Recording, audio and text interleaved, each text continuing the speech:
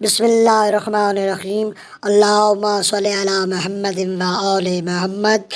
مکتوب نمبر 35 نہج البلاغہ۔ یہ مکتوب مولا امیر کائنات علی ابن ابی طالب علیہ السلام نے محمد بن ابی بکر کے شہید ہو جانے کے بعد عبداللہ ابن عباس کے نام لکھا۔ آپ فرماتے ہیں مصر کو دشمنوں نے فتح کر لیا ہے اور محمد بن ابی بکر رحمۃ اللہ علیہ شہید ہو گئے ہیں۔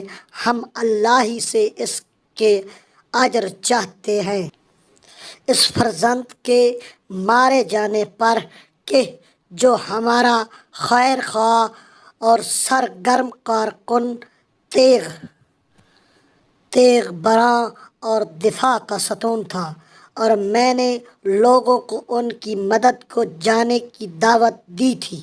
اس حادثے سے پہلے ان کی فریاد کو پہنچنے کا حکم دیا تھا، اور لوگوں کو اعلانیہ اور پوشیدہ بار بار پکارتا تھا، مگر ہوا یہ کہ کچھ آئے بھی تو بزدلی ناخواستہ اور کچھ ہیلے حوالے کرنے لگے، اور کچھ نے جھوٹ بہانے کر کے عدم تعاون کیا۔ میں تو اب اللہ سے یہ چاہتا ہوں کہ وہ مجھے ان کے ہاتھوں سے جلد چھٹکارا دے۔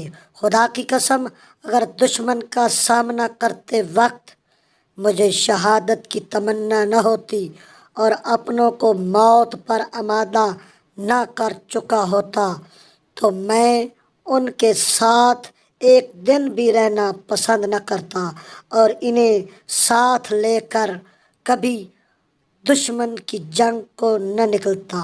اللہم صلی علی محمد و آل محمد۔